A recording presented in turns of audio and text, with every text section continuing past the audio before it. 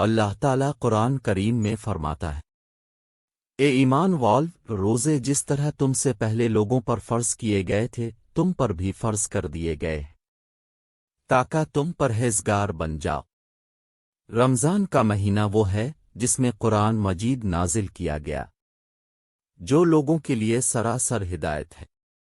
اور اس میں لوگوں کی صحیح رہنمائی کی باتیں ہیں،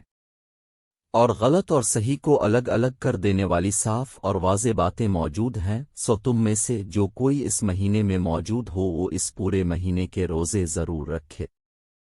حضرت سلمان فارسی رضی اللہ تعالیٰ عنہ سے روایت ہے کہ ماہ شعبان کی آخری تاریخ کو رسول اللہ صلی اللہ علیہ وآلہ وسلم نے ہم کو ایک خطبہ دیا۔ اس میں آپ صلی اللہ علیہ وآلہ وسلم نے فرمایا کہ لوگو، تم پر ایک عظمت اور برکت والا مہینہ سایہ افغن ہو رہا ہے۔ اس مبارک مہینے کی ایک رات شب قدر 1000 مہینوں سے بہتر ہے۔ اس مہینے کے روزے اللہ تعالیٰ نے فرض کیے ہیں اور اس کی راتوں میں بارگاہ خداوندی میں کھڑا ہونے یعنی نماز تراویح پڑھنے کو نفل عبادت مقرر کیا ہے، جس کا بہت بڑا ثواب رکھا۔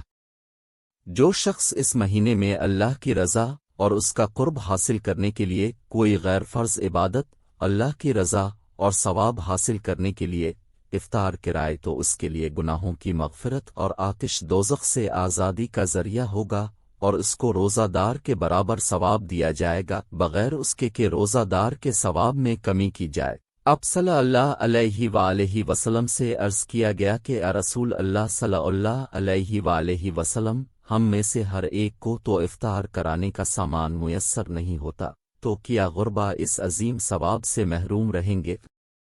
اب صلی اللہ علیہ وآلہ وسلم نے فرمایا کہ اللہ تعالیٰ یہ ثواب اس شخص کو بھی دے گا جو دودھ کی تھوڑی سی لسی پر صرف پانی ہی کے ایک گھونٹ پر کسی روزہ دار کا روزہ افطار کرا دے۔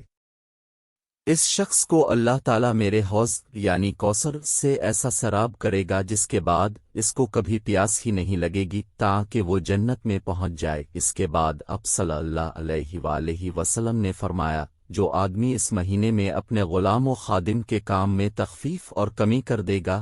اللہ تعالیٰ اس کی مغفرت فرما دے گا اور اس کو دوزخ سے رہائی اور آزادی دے دے گا۔ حضور اکرم صلی اللہ علیہ وآلہ وسلم نے ارشاد فرمایا کہ رمضان کے 3 عشرے ہوتے ہیں۔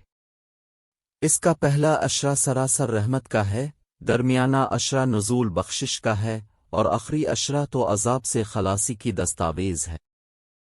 حضرت ابو ہریرہ رضی اللہ عنہ سے روایت ہے، انہوں نے فرمایا کہ حضور سید اولین و آخرین رسول برحق صلی اللہ علیہ وآلہ وسلم نے ارشاد فرمایا، جس شخص نے رمضان کے روزے رکھے حالت ایمان میں اور کفتن احتساب میں،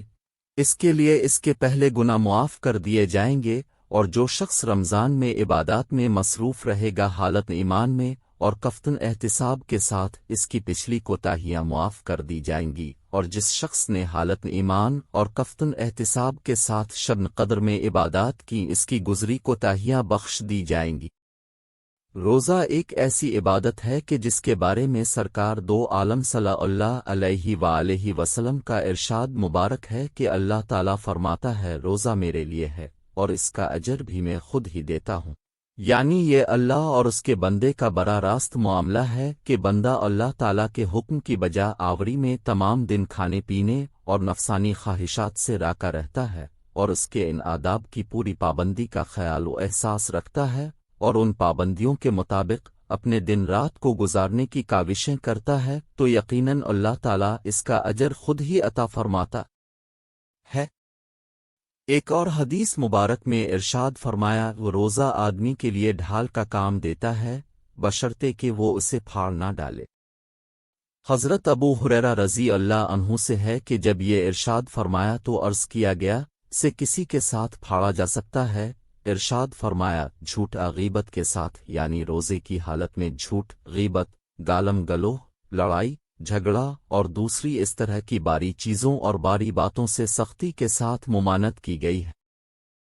حدیث مبارک میں ہے کہ جس کسی نے روزہ کی حالت میں باری بات کہنا اور اس پر عمل کرنا نہ چھوڑا تو اللہ کو اس کے بھوکا پیاسا رہنے کی کوئی ضرورت نہیں ہے۔ اگر کوئی روزہ دار روزہ رکھنے کے بعد میں فسق و فجور، لڑائی جھگڑا، گالم گلوہ، فحش گوئی یا دوسری اس طرح کی باتوں سے نہیں راکتا تو یہ اس کا روزہ ہی نہیں ہے بلکہ یہ اس کا فاقہ بن جاتا ہے جس کا اللہ تعالیٰ کے احکام کے ساتھ کوئی تعلق نہیں ہے۔ ایک اور حدیث مبارک میں ہے کہ روزہ صرف کھانے پینے سے رکنے کا نام نہیں ہے بلکہ روزہ تو لغویات اور باری باتوں سے بچنے کا نام ہے۔ حضرت عبداللہ بن مسعود رضی اللہ عنہ سے روایت ہے کہ جس کے اعضا حرام کاموں سے نہیں رکتے اس کو میری خاطر نہ کھانے اور نہ پینے کی کوئی ضرورت نہیں۔ جس طرح زبان کو فحش گوئی، غیبت اور جھوٹ سے بچانا ضروری ہے، اسی طرح انسان کے دوسرے اعضا آنکھ، کان، ناک، ہاتھ، پاؤں کو بھی بارے افعال سے بچانا ضروری ہے۔ حضرت عبداللہ بن عباس رضی اللہ عنہ کی بیان کردہ ایک حدیث مبارک کے الفاظ قدسی کچھ اس طرح ہیں کہ جب رمضان کا مہینہ آتا تو رسول اللہ صلی اللہ علیہ وآلہ وسلم قیدیوں کو چھوڑ دیتے اور ہر سائل کی مراد پوری کرتے۔ رمضان میں جہاں بہت سی برکات و انعامات ہیں وہیں مسلمانوں کے دوسرے لوگوں کے ساتھ اچھے رویوں کی بھی تلقین فرمائی گئی ہے، اور نبی کریم صلی اللہ علیہ وآلہ وسلم نے ایسے عمل مبارک سے بھی اس بات کی طرف توجہ دلائی ہے۔ گویا رمضان کا مہینہ رسول اللہ صلی اللہ علیہ وآلہ وسلم اس مہینہ میں باقی مہینوں کی نسبت بہت زیادہ جود و سخا اور کرم فرماتے۔ دین اسلام میں مسلمانوں کے لیے ہر موقع کے لیے آسانیاں رکھی گئی ہیں، جیسے قرآن مجید میں ارشاد ہوا، ترجمہ وہ اللہ تعالیٰ تمہارے حق میں آسانی چاہتا ہے، وہ تمہارے حق میں تنگی ہرگز نہیں چاہتا۔ روزے میں کوئی مسافر ہو یا مریض ہو تو اس کے لیے بھی رخصت کی اس طرح سے اجازت ہے کہ وہ اس حالت میں رمضان کے روزوں کی قضا بعد کے دنوں میں ادا کرے۔ اگر کوئی شخص عمر کے اس حصہ میں ہے یا مرض کی اس حالت میں ہے کہ اس سے سال کے باقی ایام میں کسی بھی وقت روزہ رکھنا ممکن نہیں تو اس کے لیے فدیہ کا حکم ہے۔ ایک اور حدیث مبارک میں رسول اللہ صلی اللہ علیہ وآلہ وسلم نے اس مہینے کو صبر اور غمخواری کا مہینہ قرار دیا ہے۔ دینی اصطلاحات میں صبر کے معنی اللہ کی رضا کے لیے اپنے نفس کی خواہشوں کو دبانا اور تلخیوں اور ناگواریوں کو برداشت کرنا ہے، جس سے اس کے اندر ان غربا و مساکین کی ہمدردی کا جذبہ بھی پیدا ہوتا ہے جو ناداری کی وجہ سے فاقوں پر مجبور ہو جاتے ہیں۔ اللہ تعالی ہمیں تعلیمات قرآنی و سنت نبوی صلی اللہ علیہ وآلہ وسلم پر پورے طریق سے عمل کرنے کی توفیق عطا فرمائے، آمین۔